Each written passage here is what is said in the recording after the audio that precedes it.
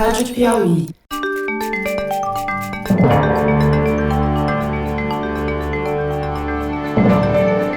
Opa! Eu sou José Roberto de Toledo e este é o Luz no Fim da Quarentena, uma coprodução da revista Piauí com a Rádio Novelo. Infectamos o canal do Foro de Teresina para falar sobre pesquisas científicas que investigam a pandemia do novo coronavírus. No episódio de hoje, o biólogo Fernando Reinach comenta a dúvida levantada por diretores da Organização Mundial da Saúde sobre a imunidade dos pacientes que se curaram de Covid-19. Eles estão mesmo imunes ao novo coronavírus? Podem ser infectados de novo? O nosso cientista residente avalia ainda os planos de saída da quarentena propostos pelos governos paulista e alemão. Será que tem luz ali ou é só calor? Fernando Reinach. Acho que dessa vez eu acertei a pronúncia. Depois você me conta no fim do programa. Tá melhorando. Vamos começar com um problema.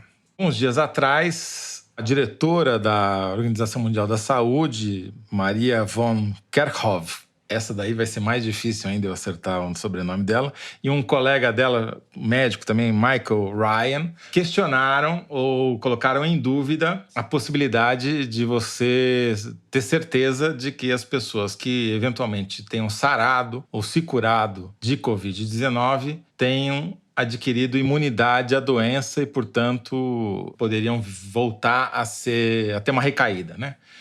Disseram os dois que não há evidências científicas que provem isso. Se isso for verdade, como é que a gente faz para ir adotar a estratégia da imunidade de rebanho? Bom, primeiro é importante dizer que ela está certa.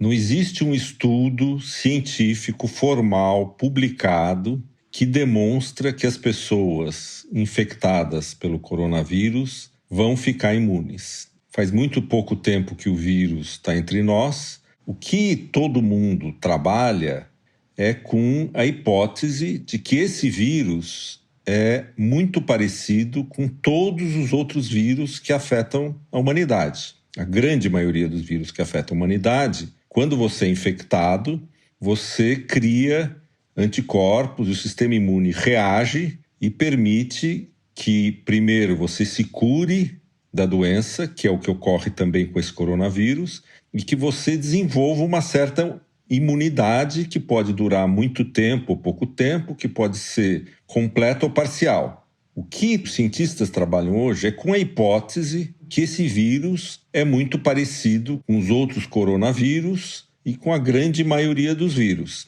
Em ciência, você não tem muita opção. Se você tiver que demonstrar tudo de novo para cada nova realidade, a ciência fica paralisada. Então você tem, num primeiro momento, que assumir que as coisas que a gente sabe sobre os outros seres vivos, sobre as leis gerais da biologia, são válidas, né? Por exemplo, se você perguntar, está demonstrado que o código genético desse vírus é absolutamente igual a todos os outros seres vivos?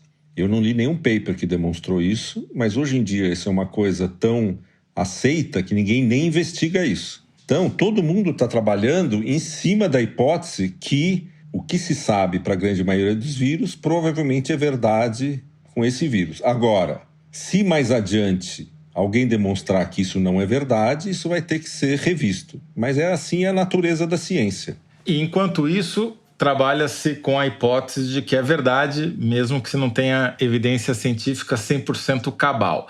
A gente estava conversando antes de começar a gravar a entrevista e você estava me dizendo que quando você morou em Nova York, nos anos 80, apareceu um vírus lá que contrariava a regra.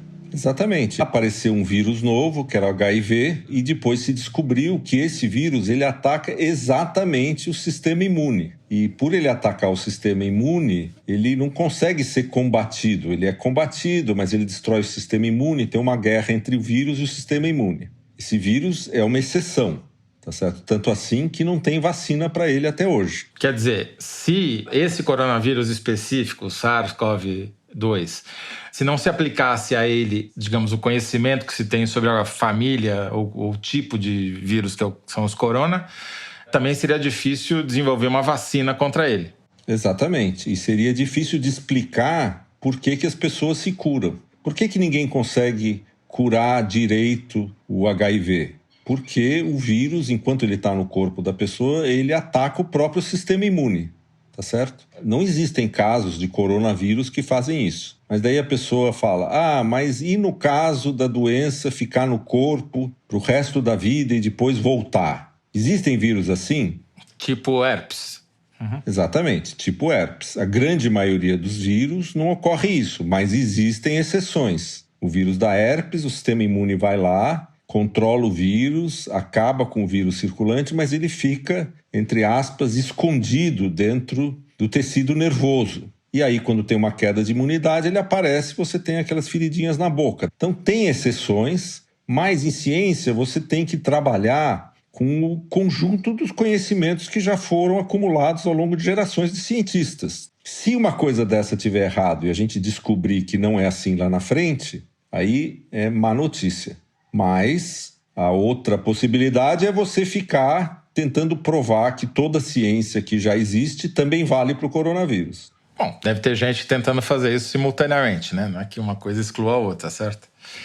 Agora, os planos para a saída da quarentena. O Estado de São Paulo anunciou recentemente que pretende relaxar a quarentena a partir do dia 11 de maio, isso baseado na expectativa de que o pico da epidemia no estado de São Paulo deve acontecer por volta do dia 28 de abril. Aí eu te pergunto, os dados usados para fazer essas projeções são suficientes, confiáveis? Segundo, tem evidências de que tem uma fila gigantesca de exames esperando o resultado no Adolfo Lutz, que é o laboratório público que faz os exames. E tem muito mais casos de mortes em alguns distritos na periferia de São Paulo, como Sapopemba, por exemplo, do que tem até de casos registrados, o que é uma contradição em termos, né? Dá para falar em um plano consistente de saída da quarentena nessas circunstâncias? Bom, primeiro a boa notícia. A fila de exames está praticamente zerada. O governo fez uma parceria com os laboratórios privados, eles estão resolvendo a fila e os casos novos já estão sendo processados. Então, para o nível de pacientes que tem hoje, eles estão começando a dar conta desse recado. Quanto ao plano de saída, é de novo o mesmo problema que eu estava falando antes. Você pode esperar para ter certeza absoluta de tudo, você deixa todo mundo trancado, você corre alguns riscos. Esses riscos dependem da quantidade de dados que você tem para você tomar as decisões. São Paulo ainda tem muito pouco dado, porque tem muito pouco exame. Mas o modelo da Alemanha é um modelo muito interessante. Durante o pico, você cria um isolamento social forte para diminuir o R.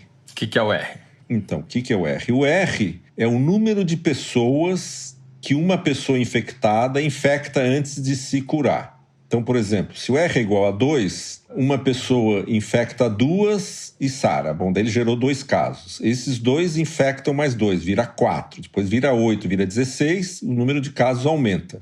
Agora, quando o R é 1, uma pessoa só infecta uma outra pessoa, que por sua vez infecta uma outra pessoa, que por sua vez infecta uma outra pessoa. Então você vai ter um número constante de pessoas infectadas, que não aumenta nem diminui, portanto, esse número consegue ser tratado nos hospitais. Então, qual é o plano da Alemanha? Eles acreditam que eles já chegaram por volta de 0,7 a 1 de R. E eles pretendem abrir a economia e eles acham que com o R que eles têm hoje, o número de novos casos é igual à capacidade dos hospitais que eles têm lá. Então, se cada semana aparecem 10 pessoas que precisam ser internadas em UTIs, nessa mesma semana 10 pessoas vão sair da UTI. Então, você consegue manter um nível fixo de ocupação da UTI ao longo do tempo, regulando o R. Se o R começa a subir, eles preveem, como eu expliquei no episódio do tubo da caixa d'água,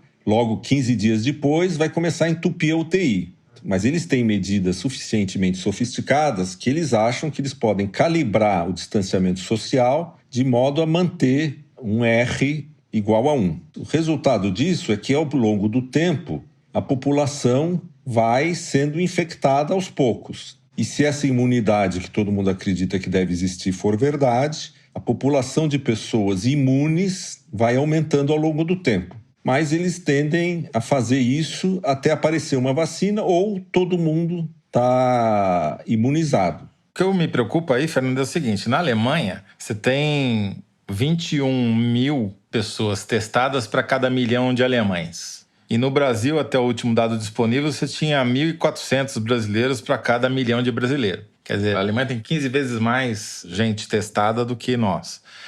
A gente tem segurança para dizer que a gente está perto daqui? Vamos atingir a curva dia 28 de abril mesmo? Você acha que os dados são consistentes para a gente ter essa certeza?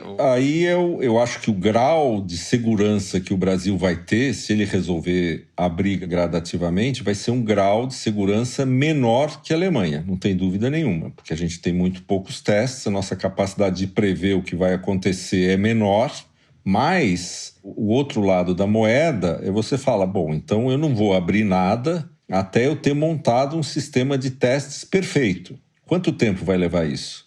Talvez na eficiência brasileira isso leve 1 mês, 2 meses, 3 meses. Esse risco, aparentemente, o governo está disposto a bancar. Então, ao mesmo tempo que ele tenta montar os controles, ele vai tentar abrir a economia. O que me causa preocupação é que as notícias que a gente tem sobre as UTIs no estado de São Paulo é que as UTIs do sistema público de saúde estão cada vez mais sobrecarregadas e não menos sobrecarregadas, né? E aí, como você mesmo disse, uma medida demora 15 dias para surtir efeito, para a gente ter o indicador do resultado que ela produziu. Será que, se a gente errar no timing, antecipar a abertura, não pode ter uma nova onda de infecções pior ainda do que a primeira? Pode, isso vai depender de que parte da população já está imunizada hoje, que é um número que a gente ainda não sabe. E, de qualquer modo, todas as previsões dizem que o número de casos ainda vai subir até o dia 10 de maio. Então, é muito provável que vai haver um colapso em muitos lugares, como houve em Manaus já. Aí, quando chegar em maio, você tem que decidir, bom, nós temos já um R igual a 1 ou nós vamos esperar mais? Rainar, você faz parte de um grupo de cientistas que, junto com o Laboratório Fleury e o IBOP, vão conduzir uma pesquisa piloto na cidade de São Paulo para tentar medir a imunidade do rebanho entre os paulistanos. Você pode contar para a gente, por favor, como será feita essa pesquisa? Essa pesquisa vai ser, a gente vai querer estimar um número real de pessoas infectadas em São Paulo. Quando a gente souber esse número real, pode acontecer 2 coisas. A gente vai saber qual a porcentagem da população que já teve contato com o vírus, que foi infectada. E nós vamos saber o total de casos que tem em São Paulo. Se o número de casos é muito maior, a taxa de letalidade da doença é muito menor. Isso é uma conclusão. A outra é tentar ver qual é a porcentagem da população que está infectada. A gente pegou todos os distritos de São Paulo e viu quantos casos tinham, quantas mortes tinham. Daí nós pegamos o número de casos ou o número de mortes e dividimos pela população e calculamos um índice, que é o número de casos ou de mortes por 100 mil habitantes. Daí escolhemos 3 distritos que têm o maior número de casos por 100 mil habitantes e os 3 distritos que têm maior número de mortes, como era de se esperar. Os 3 distritos que têm maior número de mortes por 100 mil habitantes estão fora da zona rica de São Paulo, e os 3 que têm maior número de casos por 100 mil habitantes e menos mortes estão na zona rica. Então a ideia é agora sortear as residências nesses distritos e vai ser ofertado para essas pessoas nessas casas sorteadas se eles querem participar da pesquisa. Vai ser medido no laboratório quanto eles têm de anticorpos. As pessoas que têm os anticorpos quer dizer que já foram expostas ao vírus e provavelmente são resistentes à doença. Agora, se o resultado da pesquisa mostrar que a porcentagem de pessoas expostas ao vírus na cidade de São Paulo, mesmo nos distritos onde há maior mortalidade ou maior incidência, ainda é baixa, isso pode eventualmente vir a impactar, você acha, que o plano de relaxamento da quarentena no estado? Nós vamos divulgar os resultados. Seguramente o pessoal que está tomando essas decisões vai ficar sabendo dos resultados, porque eles sabem que a gente está fazendo uma pesquisa. O mais importante é que, se for baixo, vai levar mais tempo para ter imunidade de rebanho. Se for muito alto, vai levar menos tempo para ter imunidade de rebanho. Fernando Rainer, muito obrigado. Só resta para a gente torcer para o Dória não repetir o prefeito de Manaus, que chorou por causa das mortes lá na cidade. Vamos esperar que em maio o Dória esteja sorrindo e não chorando. Falou, Zé Roberto. Obrigado. Falou Toledo, não é Zé Roberto, é Toledo. Pode ser Zé Roberto, não tem problema não. Este foi Fernando Rainer, professor titular de Bioquímica da Universidade de São Paulo e cientista residente aqui do nosso podcast. O Luz no Fim da Quarentena é uma coprodução da revista Piauí com a Rádio Novelo. A coordenação e edição são da Paula Scarpim, da Evelyn Argenta e do Vitor Hugo Brandalize. A identidade sonora é da Mari Romano. Quem finaliza o programa é o João Jabassi. A coordenação digital é da Kellen Moraes. Yasmin Santos e Emily Almeida fazem a distribuição nos tocadores e nas redes sociais. A identidade visual é da Paula Cardoso e o Motion Graphics da Renata Buono. Eu sou José Roberto de Toledo. Até o próximo episódio. Tchau!